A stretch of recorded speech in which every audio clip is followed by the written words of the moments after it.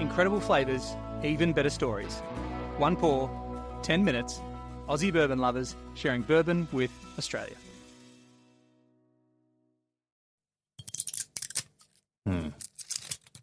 That's very satisfactory sounds. Oh, it's a twist top. Oh, No pop. I talked over it as well, actually. That's embarrassing that I would Interrupted the Folly introduction recording. to this very cute. Like, look how tiny that bottle It's is. really cute and little.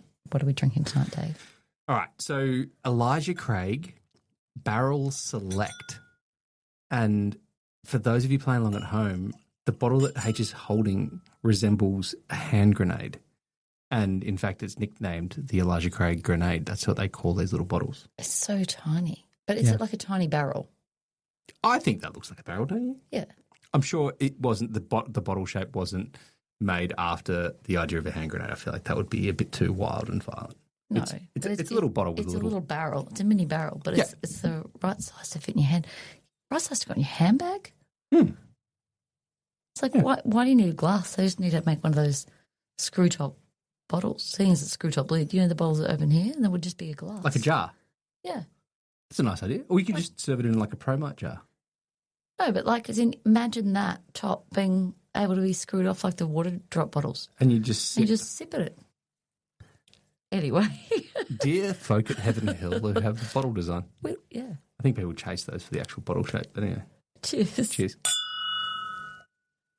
Ooh. Little bottle. Little bottle. Packs a punch. It's Packs a punch. 125 proof. It is. Now, I get in trouble for asking you too many questions you don't know the answers to. So we've turned the tables. You're allowed to ask me whatever questions you like about this. And there's a pretty good chance I won't know the answers, but I'll have a go. Tell me two things that are different about this bottle, Dave. All right, that's an easy one. Look how little it is. That's a start. 200 mils, so very small. Tiny. And the shape of a barrel, like literally the barrel, like barrel staves and stuff are marked on it. So that's the one. That's the first thing. Second one is it's just little screw cap, little shiny screw cap. I know. They're different things about this bottle, aren't they?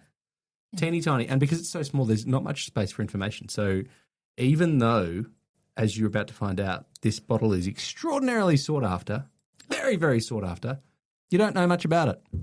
Can you tell me a bit about it, Dave? Is that the next question? Yes. Can I tell you a bit about it? All right, sure. What makes this liquid so special? Can we do a quick nose and palate first and then we get into that bit? Yeah. Well, tell me what you're getting on the nose. Oh, okay, good ones. I think that's like plums. Plums, Yeah. Have you had this spicy before? plums. Never. No. Oh. This is the first time I've ever had a chance to try this. This is great. And you brought this one back from your last trip, didn't you? I did. Oh, I'm excited to try this one. Elijah Craig, they make such good stuff. They do. Oh. Actually, Did you sample this when you were there? No, you can't sample so this. This is like a legit first try. The only way you can experience this is to buy a bottle. Be there when they've got the little bottles and get one. So is it a single barrel? Well, or is it just like a... Yeah, I believe it is a single barrel, yeah. Because by putting it in a little bottle, there's more to go around, which is kind of nice. But also sad if you get the little bottle, there's not many pours in it. Not many pours in it, yeah. You happen to be there on the right day. On the right day. On the palate, it's got a lot of heat. It's quite spicy. It's kind of like got a lot of the nose cloves and baking spices maybe, but then like... I was going to say it's like some kind of grandma's dessert. I was expecting something different from that. I was expecting that to be more Elijah Craigy. Is that a description, Elijah Craigy? That's a slur that I would say a sentence like that. Elijah Craigy. I'm not that. I was hoping for more joy. More joy. Oh, you got to give it more than one taste though. Yeah, okay. It smells rich.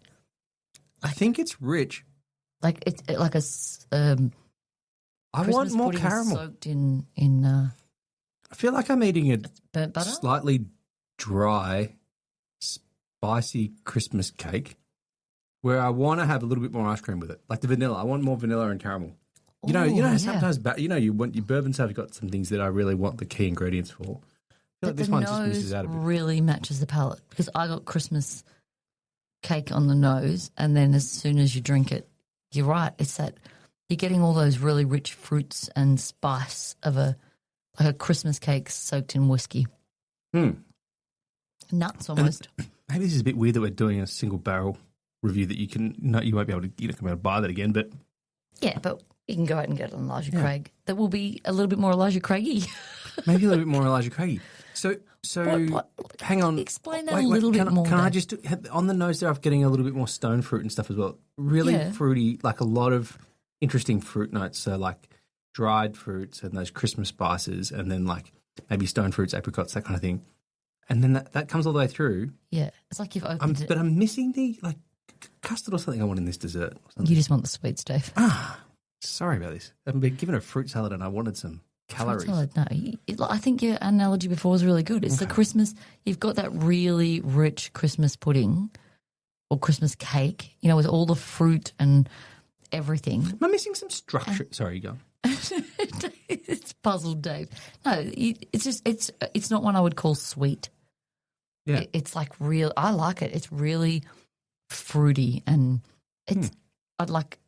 That's a good Christmas pudding whiskey bourbon. I also wonder if it's the structure isn't sitting the way I want it to sit either.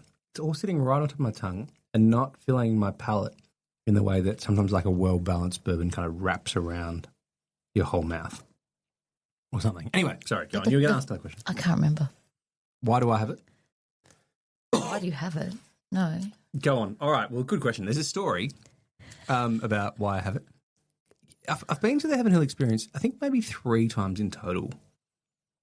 The second time was that time where I noticed, I wasn't even doing a tour or anything, and I noticed that the guys had rushed over and were queuing up.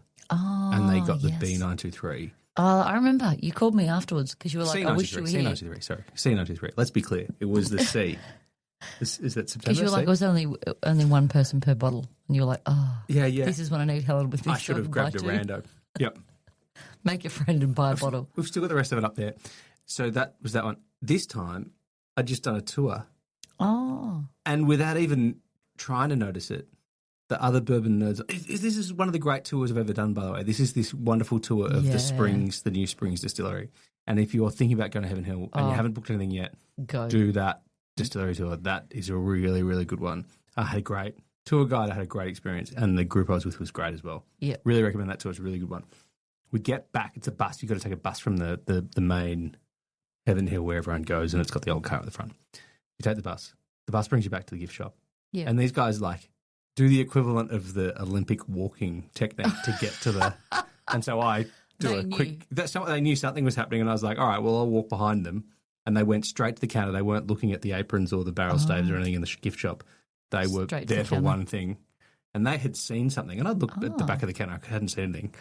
And then they got those, and I was like, all right, well, yeah. I stood behind them, and I was like, yeah, I'll have one of them as well. Anyway, I've definitely seen them online, and this is I'm what glad you did, because it tastes delicious. I do have a question, though. Come on then. When you say it's not Elijah Craigie, what is Elijah Craigie? Give us. Do we have some glasses? Can we pour some Elijah Craig to sit side by side? No. I'm just like, what is it about the Elijah Craig that you feel is not in that? Is it the sweetness, or is it the the whole mouthfeel that an Elijah Craig will give you? Like, often I find they'll sit there and the flavour will change in your mouth. I really want to drink Elijah Craig right now. I think it's like we're drinking Elijah Craig. Yeah, we are, but not the Craigie one. But it's like I reckon, and this is like the absolute joy of a single barrel, right? Elijah Craig, what you get in a blended expression of Elijah Craig is the balance where they've picked all the single barrels, or not single barrels, but they've picked all the barrels they want, and they've created a blend where they've gotten all the things together to create what Elijah Craig is. And I think that flavour is in there. Yeah. But there's not, for me, it's missing vanilla, caramel, and structure that rounds out a really complete bourbon. Oftentimes, I think you taste single barrels and you get a single barrel that has a lot of the elements you want in that one barrel. And I just feel like I don't know anything about this barrel, like how they do this, how they choose these hand grenades. But for me, that is not it doesn't have the completeness of the flavour profile. Yeah, but it has I like the uniqueness of it. I like that you've really it's honed in on that fruitiness, and that you're drinking that fruitiness, and that it's not then, your butterscotches and your vanillas and your caramels and like all the stuff that makes it delicious.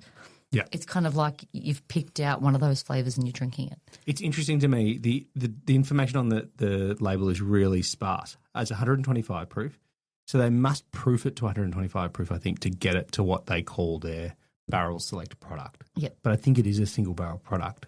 It says It just says barrel select. Oh. I think it is single barrel.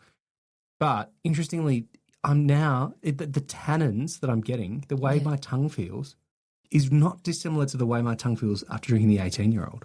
Oh, yeah. Yeah. And I'm not saying that in a way that I love. I don't like the 18-year-old. I would prefer to have a traditional expression of the Elijah Craig than the 18-year-old. Just the way that's my personal preference. Yeah. And I know a lot of people think I'm crazy. This one might be aged a lot. Actually, this week people have been camping out at Heaven Hill, like literally this week to get Elijah Craig 21-year-old. Oh. And to me, it's just not my thing. I love that people love it. Yeah. But there's lots of other bourbons that I know aren't my thing. I love Elijah Craig. Yeah. I love a lot of the different other expressions, but the older stuff is less of my thing. The more it ages, though, like, and your palate, you're getting a lot more of that oak in the wood. Yeah. So, and some people love that flavour, and others prefer the almost younger version. There's this thing that some brands are able to do. Like if you think about a Michter's 20, a Michter's 20 definitely has Michter's 10 even definitely has wood notes on it.